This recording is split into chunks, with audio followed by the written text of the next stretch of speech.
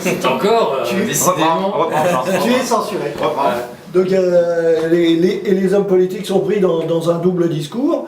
D'une part, en multipliant les lois, les réglementations pour lutter contre la souffrance au travail, et en même temps, en permettant au Conseil de l'ordre d'empêcher que ces lois s'appliquent. On va... Bernard? Je crois qu'on est vraiment dans un problème de conflit de pouvoir. Il y a un pouvoir économique qui est chez les patrons, puis il y a un pouvoir médical qui a du mal à s'exprimer, qui s'exprime de toute évidence à travers l'ordre, qui est le détenteur et le représentant du pouvoir médical. Ces deux pouvoirs, finalement, sont ils sont très en symbiose, ils fonctionnent bien ensemble, et c'est sûr que les petits que sont les salariés d'un côté, quand je dis les petits, et d'autre part les médecins du travail, les généralistes qui n'ont pas tellement voix au chapitre, sont sous ce pouvoir-là. Même si individuellement ils votent à l'ordre parce qu'ils aimeraient bien avoir aussi le pouvoir, enfin y être, mais il y a ce conflit c'est pas un conflit en fait, c'est une alliance objective. C'est un peu marxiste ça.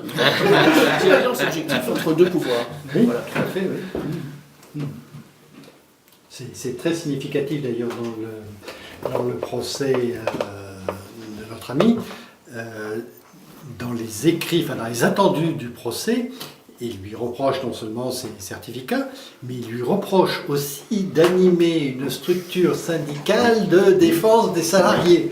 C'est extraordinaire, ça dévoile vraiment la vraie face du système, du système de l'ordre des médecins. Hein. C'est extraordinaire qu'ils osent écrire ça. Quoi.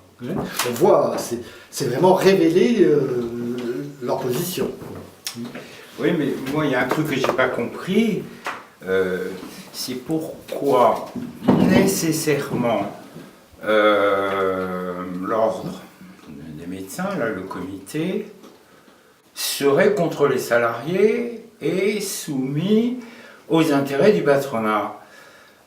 Pourquoi il les défend en assurant un minimum concernant les salariés et leurs souffrances et leurs maladies. Il a tout un travail de type visiblement de soutien. Et pourquoi le fait de ne pas pouvoir rendre responsable nommément un patron d'entreprise serait le signe qu'ils appartiennent à cette classe-là et partagent leur volonté de domination. Je ne vois pas bien le lien là. Pourquoi? Après tout, le Conseil de l'ordre dit vous n'avez pas le droit de nommément accuser, rendre responsable. Le Conseil de l'ordre peut dire si une causalité sociale globale, on n'a pas à aller pointer une responsabilité précise et déterminée. C'est pas le médecin qui pointe, c'est la loi. La loi rend responsable le chef d'entreprise de la santé de ses employés au travail. Voilà. Donc si on dit qu'il y a une souffrance au travail, sans dire que c'est lié au patron, ça peut être des collatéraux, ça peut être n'importe quoi, c'est le patron qui en est responsable. Et en plus, il y a une obligation de résultat. Mais c'est pour ça que c'est insupportable. Et il doit la faire cesser quand on lui signale. Je comprends que pour un patron c'est insupportable. Ben, ça met en cause aussi la logique économique de son entreprise. Oui, tout à fait. S'il va être dans l'obligation de faire un tas de réformes, etc., peut-être que... changer. Ça dépend du contexte. Ça dépend du contexte. C'est un conflit d'intérêts, là. Ce principe de responsabilité a priori de tout employeur de la santé de ses salariés, la première fois qu'il a été posé, c'est une loi de 1895, enfin à la fin du 19e siècle, sous la Troisième République.